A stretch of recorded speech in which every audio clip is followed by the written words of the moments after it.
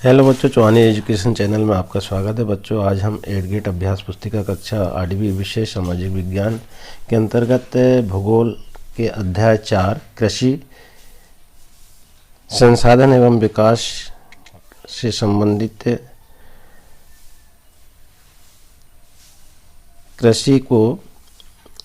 कृषि से सारे प्रश्न को हल करेंगे। इससे पूर्व आप जो है चैनल को सब्सक्राइब कर लें और बेल आइकन को प्रेस कर लें, जिससे कि वीडियो की नोटिफिकेशन आपको प्राप्त होती रहेगी। एवं वीडियो को लाइक एवं शेयर जरूर करें। बच्चों, हम देखेंगे अध्याय 4 कृषि।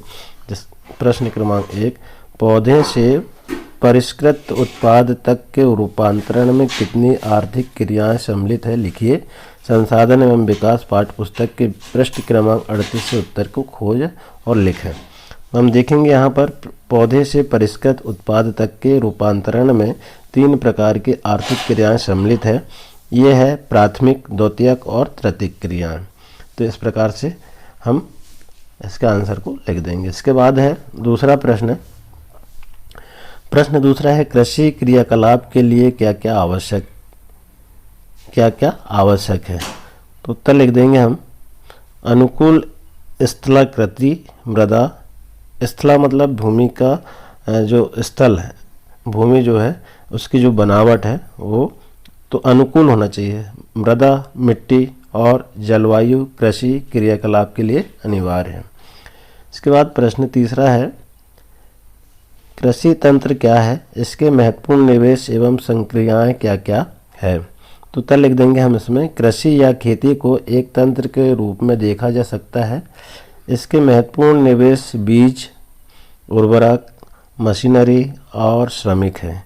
तो कृषि के एक तंत्र के रूप में देखा जा सकता है जो निवेश बीज, उर्वरक, मशीनरी और श्रमिक है। जुताई, बुआई, सिंचाई, निराई और कटाई इसके कुछ संक्रियाएं हैं। इस तंत्र के निर्गतों के अंतर्गत फसल, ऊन, डेयरी और कुटकुट उत्पादन आते हैं। तो इस प्रकार से इसका आंसर लिख देंगे। इसके बाद प्रश्न 4 है, श्रम और प्रौद्योगिकी के स्तर के आधार पर कृषि को कितने प्रकारों में विभाजित किया गया है?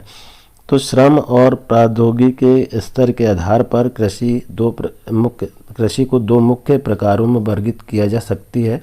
ये है निर्वाह कृषि और वाणिज्य कृषि। निर्वाह कृषि का मतलब जीवन निर्वाह करने के लिए, और वाणिज्य यानी व्यापार करने के लिए। 2 प्रकार से हम इसको उद्योग के आधार पर इसका उपयोग कर सकते हैं। इसके बाद प्रश्न 5वां है, जैविक कृषि से आप क्या समझते हैं? तो जैविक कृषि इस प्रकार की कृषि में रासायनिक खाद के स्थान पर जैविक खाद और प्राकृतिक कीटनाशी का उपयोग किया जाता है। फसलों का उत्पादन बढ़ाने के लिए कोई आनुवांशिक रूपांतरण नहीं किया जाता है। प्रश्न 6वां है, आदिम निर्वाह कृषि में कौन कौन सी कृषि को शामिल किया गया है? तो आदिम निर्वाह कृषि में रूपांतरित कृषि और चलवासी पशुचारण शामिल है। प्रश्न 7वां है, मिश्रित कृषि क्या है? यह किन किन देशों में प्रचलित होती है? तो मिश्रित कृषि का मतलब होता है, मिश्रित कृषि में भूमि का उपयोग, मिश्रित मतलब मिक्सचर वाली कृषि। तो इसमें भूमि का उपयोग कैसे होता है? भोजन व चारे की फसलें उगाने, पशुधन पालन के लिए किया जाता है। यह यूरोप, पूर्वी संयुक्त राज्य अमेरिका, अर्जेंटीना, दक्षिण पूर्वी ऑस्ट्रेलिया, न्यूजीलैंड और दक्षिण अफ्रीका में प्रचलित है। इसके बाद प्रश्न 8, गेहूं की फसल के लिए किस प्रकार की जलवायु की आवश्यकता होती है? लिखिए। तो गेहूं के वर्धन काल में मध्यम तापमान एवं वर्षों और शस्य कर्तन, फसल की कटाई के समय तेज धूप की आवश्यकता होती है। भारत में शीत ऋतु में उगाया जाता है। गेहूं संयुक्त राज्य अमेरिका, कनाडा, रूस, यूक्रेन, ऑस्ट्रेलिया और भारत में विस्तृत रूप में उगाया जाता है। इसके बाद प्रश्न 9 है, कपास की खेती के लिए किस प्रकार की जलवायु व मृदा उपयोगी है? लिखिए। तो इसकी वृद्धि के लिए उच्च तापमान, हल्की वर्षा, पाला रहित दिन और तेज चमकीली धूप की आवश्यकता होती है। यह काली और जलोढ़ मृदा में सर्वोत्तम उगती है। तो इस प्रकार से इसके आंसर को लिख देंगे। इसके बाद देखिए प्रश्न 10वां, खाद्य सुरक्षा से क्या आशा है?